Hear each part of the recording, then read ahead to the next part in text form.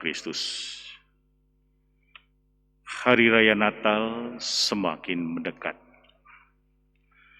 Kitab suci menampilkan tokoh-tokoh yang menarik perhatian kita.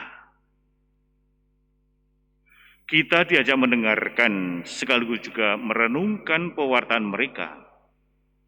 Misalnya Injil hari ini memperkenalkan 3 tokoh penting, yaitu Elia, Yohanes Pembaptis, dan Yesus sendiri.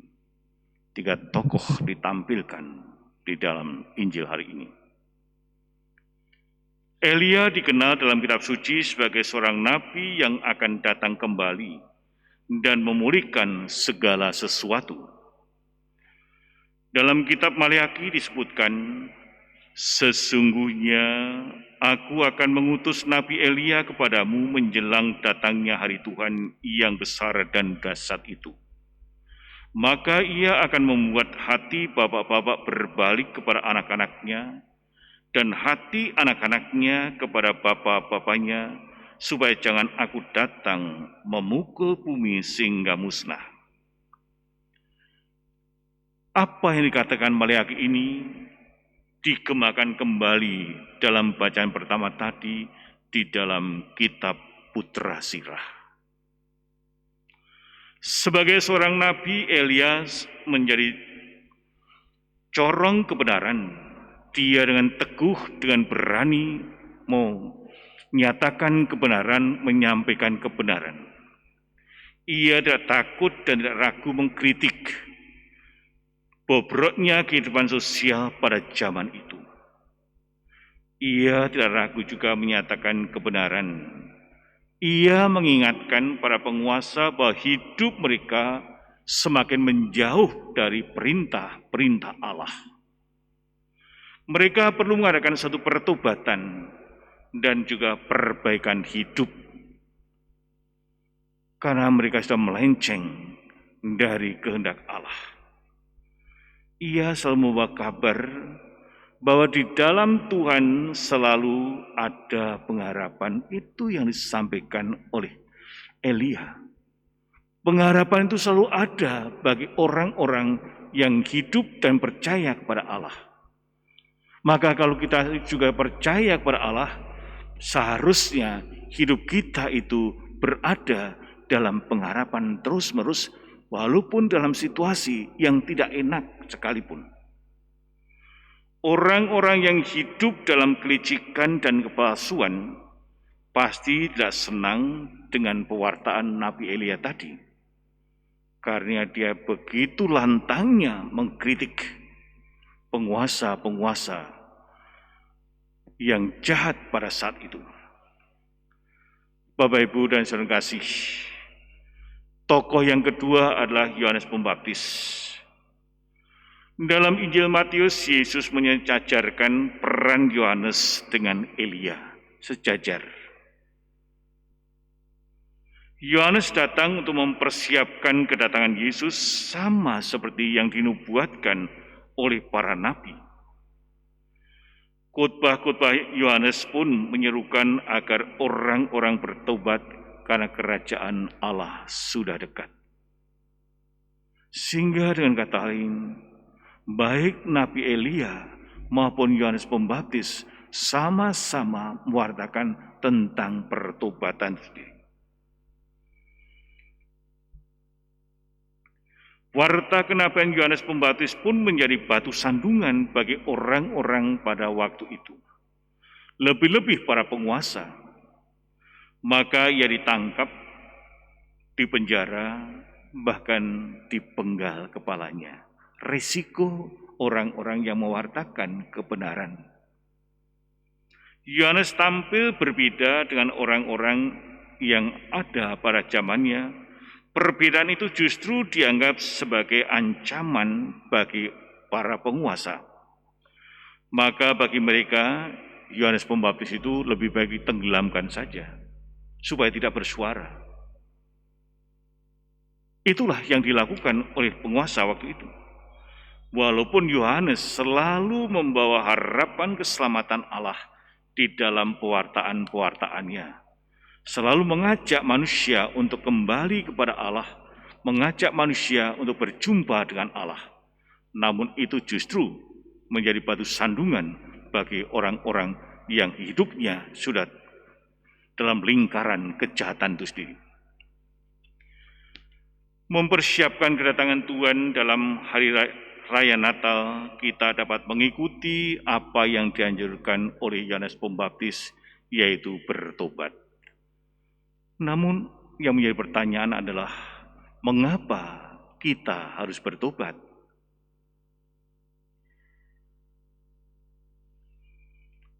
Kita harus melakukan satu pertobatan, karena pertobatan itu memungkinkan Tuhan memulihkan, mengampuni, dan juga menyucikan kita semuanya.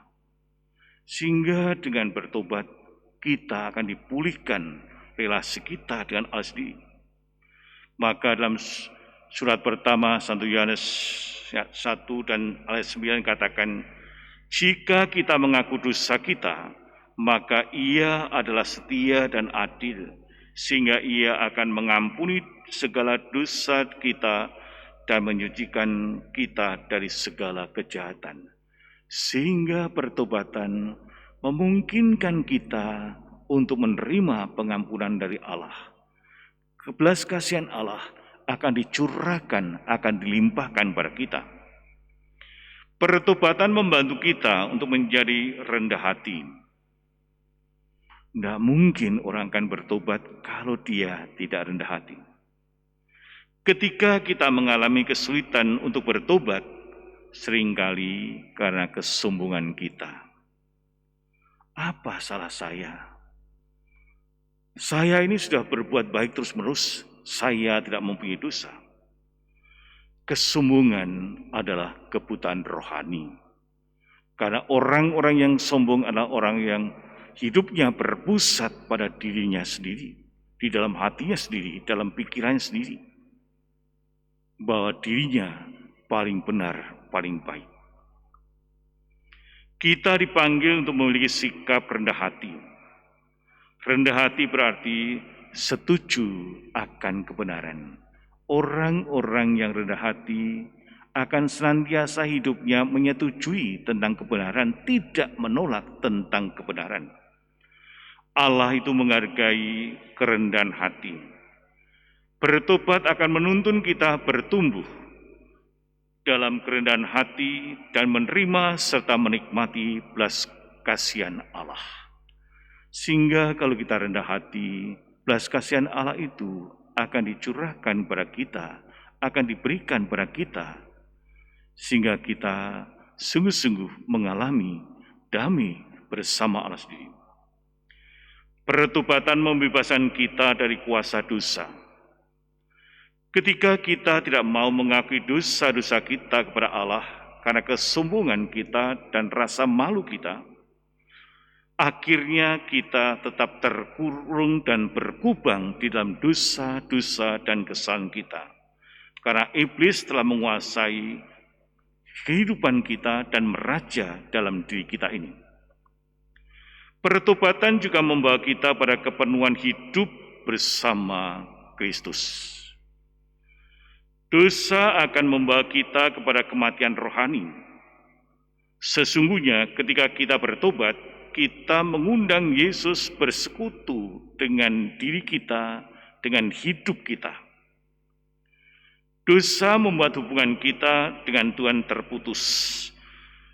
Dan hanya sakramen tobat yang dapat memulihkan hubungan kita. Maka minggu depan kita dalam gereja ini akan dimulai sakramen tobat itu sendiri. Mau memulihkan, sehingga kalau kita sungguh-sungguh bertobat, maka relasi kita dengan Allah akan dipulihkan kembali. Dan siapapun yang dekat dengan Allah, yang hidup bersama dengan Allah, maka dia akan bisa mencicipi kasih Allah, kebaikan Allah, dan akhirnya kita bisa memberikan juga, menularkan juga kepada sesama manusia. Hanya orang-orang yang merasa dicintai, maka dia akan bisa mencintai. Tapi kalau orang itu tidak pernah merasa dicintai, dia tidak pernah akan mampu mencintai sesama manusia. Bapak, Ibu, dan saudara kasih, pada masa Advent ini kita diajak meneladan Nabi Elia yang senantiasa menyuarakan kebenaran dan juga perdamaian. Kita meneladani hidup Yohanes Pembaptis yang sederhana. Yohanes adalah pribadi yang sederhana, penuh mati raga, dan lurus hati dia. Dia tidak mau dipengaruhi oleh siapapun, tapi hati nuraninya tetap berbicara tentang kebenaran sendiri.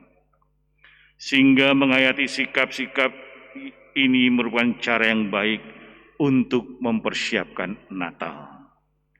Sudah dekat sekali. Sehingga kita bisa neladan bagaimana Nabi Elia selalu menyuarakan kebenaran dan perdamaian.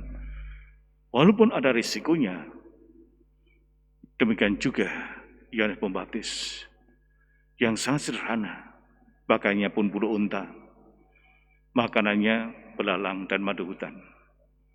Dia rendah hati, dia tidak mau dipengaruhi siapapun, dia tetap fokus kehendak Allah itu yang harus dia lakukan. Semoga pada masa Advent ini mengingatkan kita semuanya dan bisa berteladan pada mereka sehingga kita siap untuk menyambut kedatangan Yesus pada Natal nanti.